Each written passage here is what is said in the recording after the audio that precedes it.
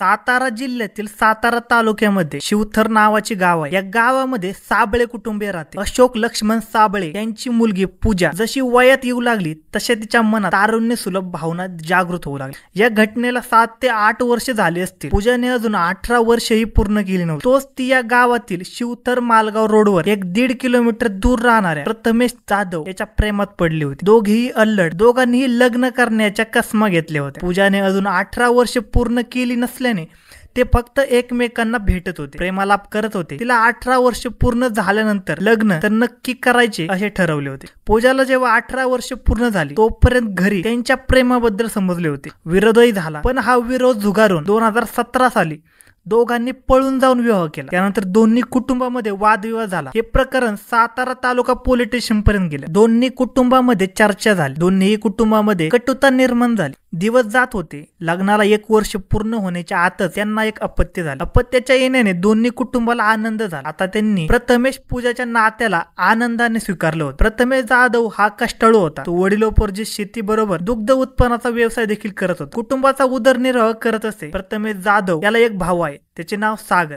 तो कामानिमित्त पुणे येथे राहतो। सर्व काही व्यवस्थित चालू असल्याने हे दोन्ही प्रेमीजीव आनंदात होते। शिवाय घरचे लोकही आता खुशी होते। यशच्या जन्माने संसार पूर्ण झाला होता। यश आता मोठा होत होता। आता तो शाळेतही जाऊ लागला। पूजा आपल्या मुलाला शाळेत सोडवायला जात असे तेव्हा तिची भेट गावातील अक्षय रामचंद्र साबळे याच्या बरोबर झाली। दोघांची दररोज नजरानजर होत असे। एक दिवस अक्षयने तिच्याशी बोलण्याचा प्रयत्न केला। पूजालाही तो आवडत असे, त्यामुळे तीही खुश झाली। आता ते दररोज येता जाता गप्पा मारू लागले। कधी कधी तासन तास ते गप्पा मारत उभे असत, हसत खिदळत असत। गावातील लोकांना ही बाब खटकत असे। एक विवाहिता परपुरुषाबरोबर गप्पा मारते, हसते, खिदळते याविषयी ते चर्चा करू लागले। हळूहळू ही बाब साबळे अर्थातच अक्षयच्या कुटुंबियांना कळाली। त्यांनी अक्षयला खूप समजावण्याचा प्रयत्न केला। त्याचे मन तिच्यावरून उडून कामात लागावे यासाठी त्याच्या घरच्या डंपरकडे JCB कडे लक्ष देण्यास सांगितले। अक्षयनेही JCB चालवण्यास सुरुवात केली। आता तो JCB चे काम आले की तोही घेऊन जाऊ लागला। पण मनातून मात्र पूजा काही जात नव्हती। घरच्यांना तो कामात रमला आहे अशीच वाटू लागली होती। पण अक्षयच्या मनातून पूजा काही गेली नव्हती।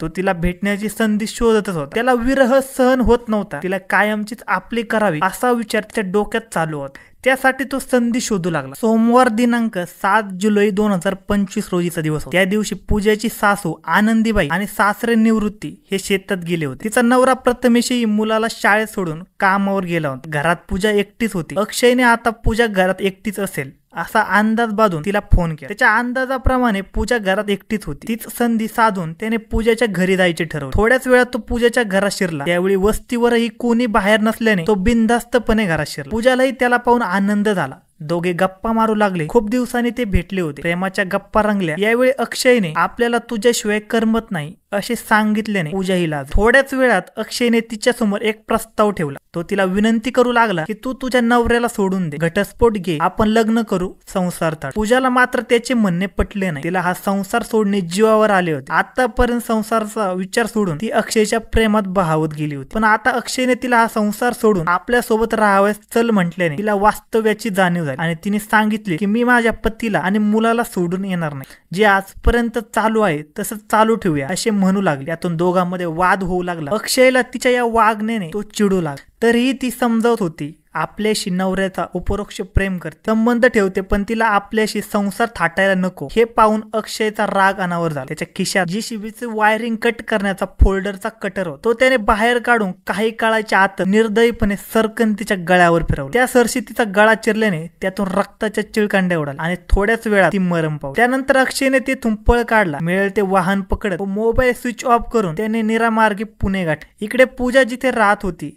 त्या वस्तीवरील एक वृद्ध महिला तंबाखूची मिस्त्री आणण्यासाठी म्हणून पूजाच्या घरी आहे। तिने समोरचे दृश्य पाहिले आणि आरडाओरडा करण्यास सुरुवात केली। शेजार पाजारचे पूजाच्या घरी जमले। कोणीतरी या घटनेची खबर सातारा पोलीस स्टेशनला कळवली। पोलीस घटनास्थळी आली। घटनास्थळाचा पंचनामा करून मृतदेह विच्छेदनासाठी शासकीय रुग्णालयात पाठवला। पोलिसांनी घटनास्थळी येऊन पाहणी केली। पंचनामाचे सोपस्कर पार करून मृतदेह विच्छेदनासाठी शासकीय रुग्णालयात पाठवण्यात आले। तसेच त्यांनी पूजाचा मोबाईल नंबर घेऊन त्या आधारे तपास करायला सुरुवात केली। गावात केलेल्या चौकशीवरून नेमका खून कोणी केला असेल याची कल्पना पोलिसांना आली होती। त्यामुळे त्यांनी तत्काळ तपासाला सुरुवात केली। पोलीस पथकाला गोपनीय माहिती व तांत्रिक विश्लेषणावरून आरोपीपर्यंत पोहोचण्यासाठी रवाना केले। पोलीस पथक लोकेशन व माहितीच्या आधारे पुणे येथील स्वारगेट बस स्थानक परिसरातून एका संशयिताला ताब्यात घेण्यात यशस्वी झाले। तो संशयित दुसरा तिसरा कोणी नसून अक्षय रामचंद्र साबळे हा होता। पोलिसांनी त्याला अटक करून न्यायालयासमोर उभे केले। पोलीस कोठडी घेऊन त्याच्याकडे चौकशी केली। पोलिसांनी ताब्यात घेतल्यानंतर त्याने आधीच आपला गुन्हा कबूल केला होता। पोलीस कोठडीत आपण हा खून का आणि कसा केला याची माहिती सविस्तर माहिती पोलिसांना दिली। फक्त 8 तासामध्ये हा गुन्हा उघडकीस आला। धन्यवाद मित्रांनो, अशा नवनवीन मराठी क्राईम स्टोरीज ऐकण्यासाठी आजच आपला YouTube चॅनल क्राईम कट्टा याला सबस्क्राईब करा आणि या घटनेबद्दल तुम्हाला काय वाटते हे आम्हाला कमेंट मध्ये नक्की कळवा।